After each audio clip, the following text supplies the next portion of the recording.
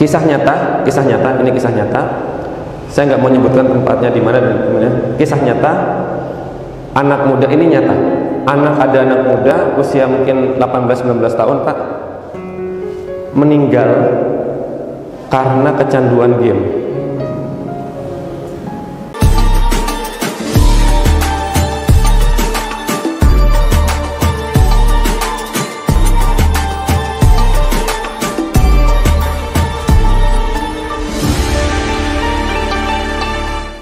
Tapi sebenarnya itu menghabiskan energi sebenarnya. Jadi sebenarnya itu menghabiskan energi. Kisah nyata, ini kisah nyata. Saya nggak mau menyebutkan tempatnya di mana dan dimana. Kisah nyata, anak muda ini nyata. Ada anak muda usia mungkin 18-19 tahun, Pak, meninggal karena kecanduan game. Jadi dia tuh main game mungkin, saya kurang tahu berapa lama, tapi yang kita tahu ada seorang anak muda itu dia main game terus, ya lupa tidur, lupa olahraga, lupa makan, lupa minum karena dehidrasi mungkin ya, karena dehidrasi kemudian dan sebagainya, mungkin kena ada sebuah hentakan dikit atau apa, meninggal ketika main game, Pak. Ini kisah nyata. Meninggal ketika main game. Naudzubillah min dzalik. Artinya apa? Sebenarnya tadi saya menguatkan itu kelihatannya kayak hiburan, tapi sebenarnya itu menyita tenaga, menyita otak, dan karena itu duduk orang nggak merasa itu capek. Padahal kita tetap butuh minum, badan kita tetap butuh gerak, mata kita capek. Dan banyak penelitian mengatakan ketika orang megang HP dan main game ataupun apa, mata ini lebih capek karena mata nggak berkedip. Apalagi dengan TikTok, karena TikTok ini kan videonya cepat dan ganti cepat, dan tadi beliau sampaikan penasaran, apalagi ya. Kenapa ini saya khusus mengatakan TikTok? Karena kita sudah meneliti, misalkan YouTube, Instagram, dan TikTok ini memang mindset pabriknya beda. Ya, YouTube bukan berarti tidak ada kejahatan ya, dan tidak ada masalah. Tapi kita berperang di dalamnya itu masih bisa.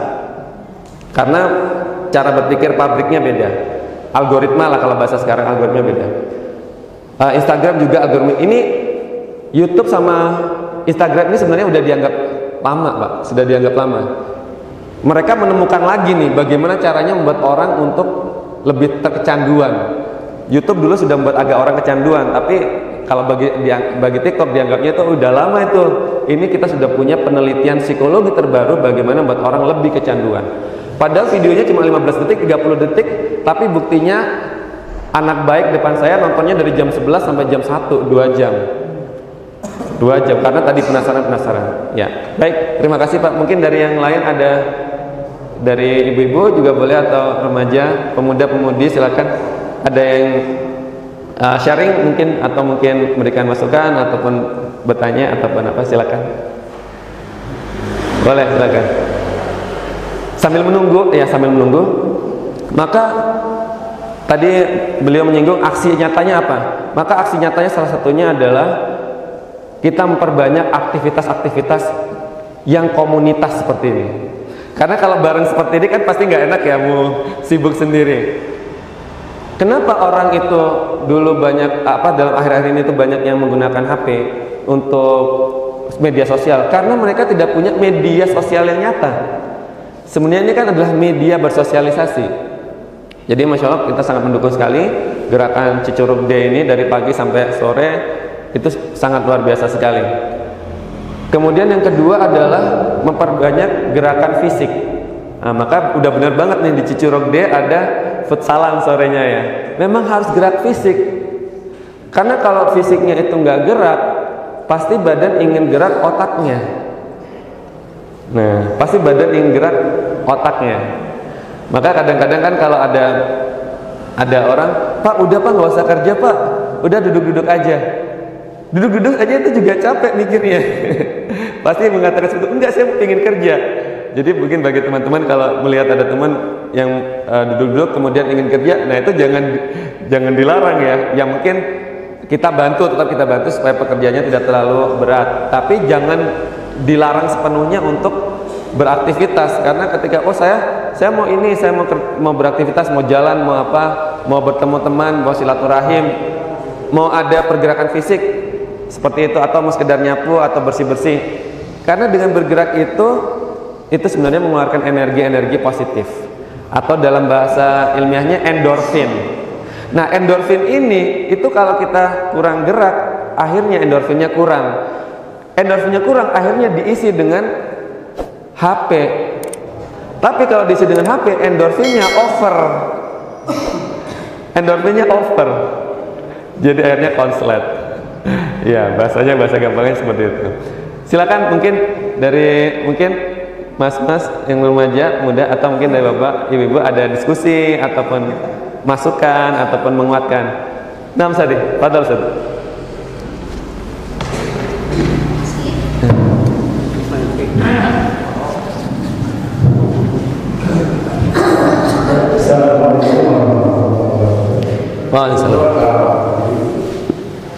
Ini mungkin diantaranya PR buat kita semua ya, khususnya mungkin sebagai orang tua dan juga sebagai guru. Di sisi lain mungkin ya kita sudah tahu bahayanya tentang TikTok, dan kita juga ini memerlukan istilahnya pencerahan dari semua pihak. Alhamdulillah juga sudah bermanfaat.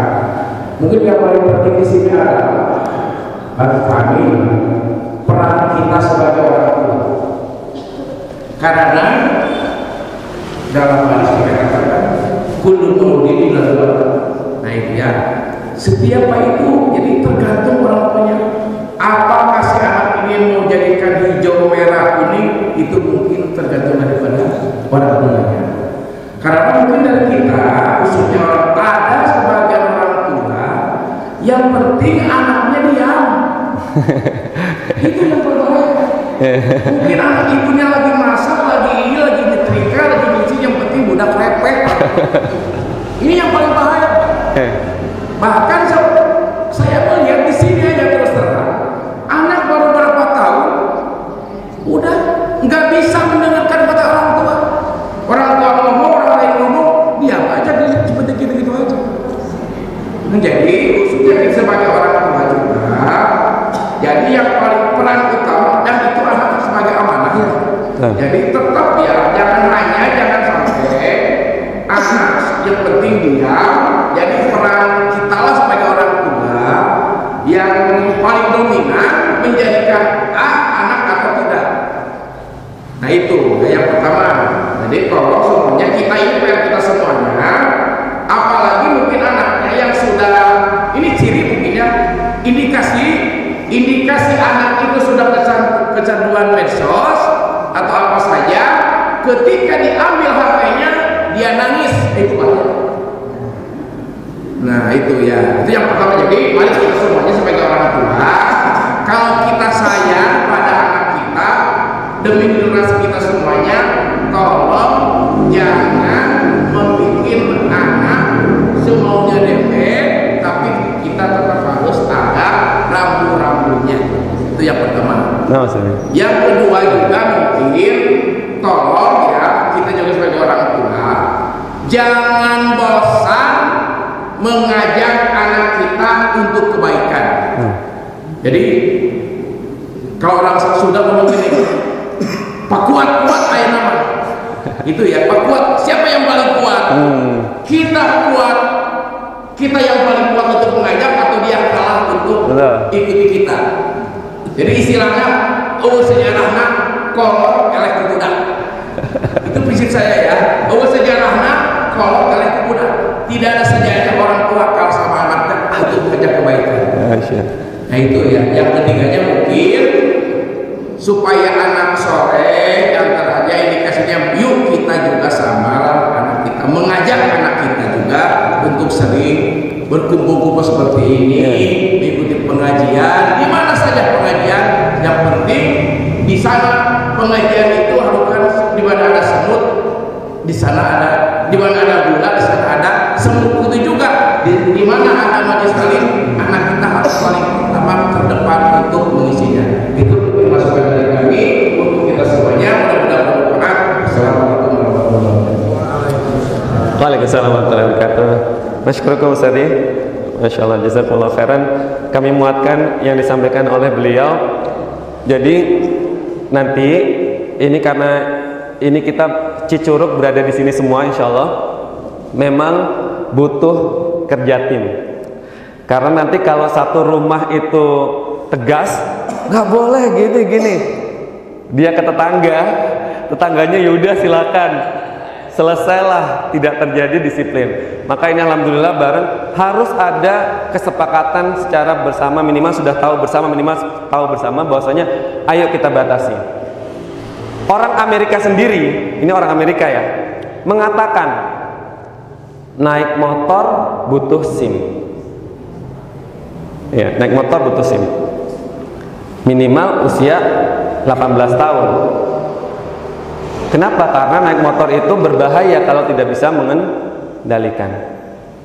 Ini orang Amerika yang mengatakan. Kenapa megang HP dan megang media sosial itu kenapa tidak butuh SIM? Dan kenapa belum 18 tahun sudah boleh megang sosial media? Itu sangat berbahaya. Pendiri Facebook namanya Mark Zuckerberg. Orang bertanya-tanya, pernah nggak Mark Zuckerberg ini Facebookan? Nggak pernah. Pendiri Facebook itu nggak pernah Facebookan. Pendiri TikTok, apakah TikTokan? Enggak. Kenapa? Mereka tahu itu bahaya. Lebih baik saya kerja, dibikin untuk dapat uang kalau bahasa dia ya, karena mencari uang ya, daripada saya TikTokan, bahasa dia gitu ya. Pendiri TikTok aja nggak TikTokan. Kenapa anak-anak itu TikTokan? Jadi tadi beliau sampaikan benar-benar pengalaman kami coba di rumah. Bahwasanya HP bukan berarti 0 HP. Ada kita kasih kesempatan kalau di rumah kami 10 menit sehari. 10 menit sehari. Caranya sebelum ngasih HP-nya, di HP itu kan ada alarm, ada timer. Kita set dulu timernya, saya set 10 menit. Tapi ini sudah kesepakatan ya sama anak, sudah kesepakatan sebelumnya, kita sudah duduk, kita bicara bahayanya HP, pentingnya HP apa, bahayanya apa. Kesepakatannya adalah setiap hari boleh menggunakan HP-nya adalah 10 menit buat main game. Boleh. Tapi main gamenya itu sudah harus kita pilih dan udah kita cek. Ya udah kita pilih, udah kita cek. Itu pun 10 menit. Artinya kita tidak sama sekali, oh tidak boleh main sama sekali. Kenapa? Nanti dia ketika dia melihat orang main game tuh kayak dia, kayak apa banget sih gitu ya. Jadi kita tetap perbolehkan dia main game, tapi ada timernya. 10 menit akan bunyi tuh, tinit akan bunyi. Dan main gamenya tidak boleh di luar pengawasan kita. Ya misalkan kita lagi, misalkan tadi ya, kalaupun kita di sini ya di situ. Dan suaranya dikerasin. Jadi kita dengar, oh itu game tadi, game yang tadi. Oke. Jadi dia nanti nggak kemana-mana itu. Nah, kemudian kebijakan berikutnya, kami tidak akan pernah membelikan HP kepada anak kami sebelum dia usia 17 tahun. Sayangnya saat ini banyak anak SMP sudah dibeliin HP.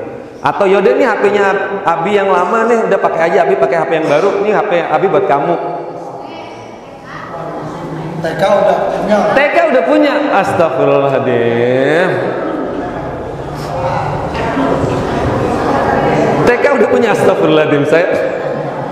Itu adalah sama aja kita ngasih kunci motor kepada anak TK atau anak SD. Yang dia kalau dapat kunci motor, udah ini motor buat kamu, ini kuncinya. Bukan hanya kuncinya ya, motornya. Ini Abi belikan motor kamu, ini kamu pakai motor.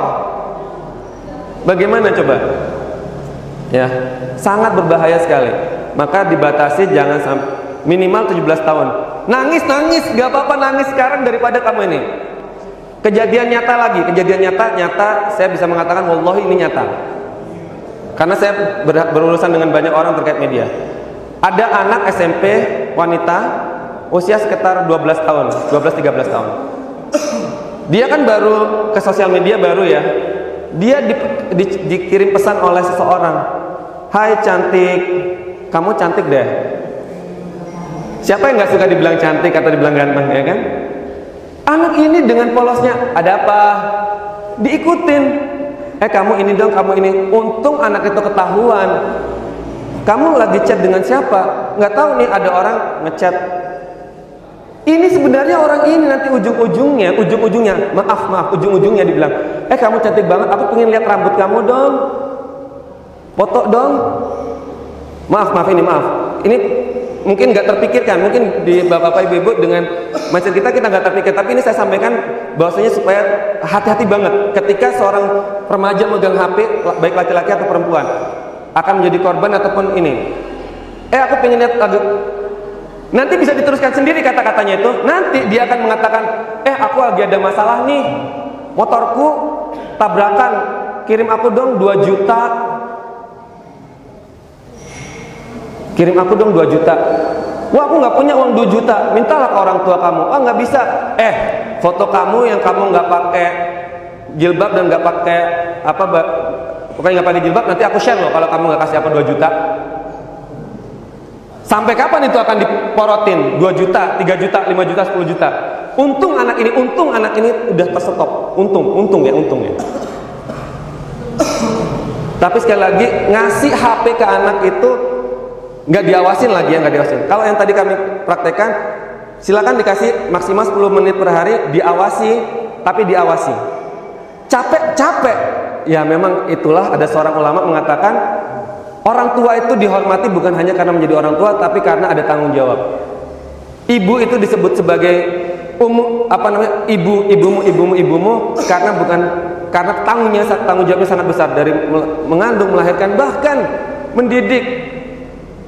Apalagi misalkan ayahnya kerja, yang di rumah akhirnya tanggung jawab pada ibu, maka ibu ini memang tanggung jawabnya terus sampai anak ini minimal dia sudah mencapai kedewasaan. Itu pun masih akan terus maka ibu yang di rumah, tentunya ayah juga meskipun tidak di rumah tetap memiliki peranan untuk mengatur settingan disiplin di rumah, dan akhirnya ketentuannya seperti apa itu.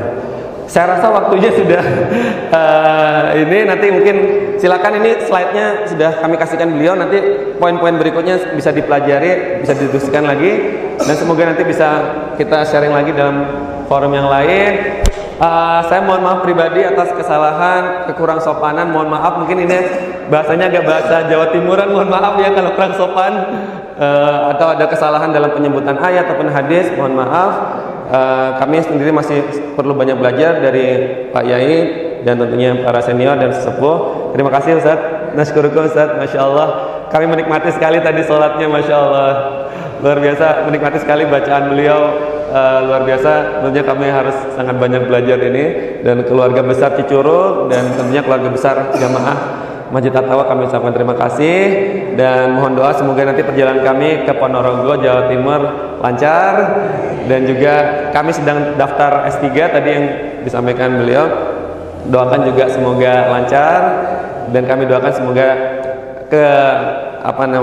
keguyuban masyarakat di sini terus berlanjut dan bahkan semakin kuat dan semakin besar. Amin ya rabbal alamin. Nasykurukum. Assalamualaikum warahmatullahi wabarakatuh.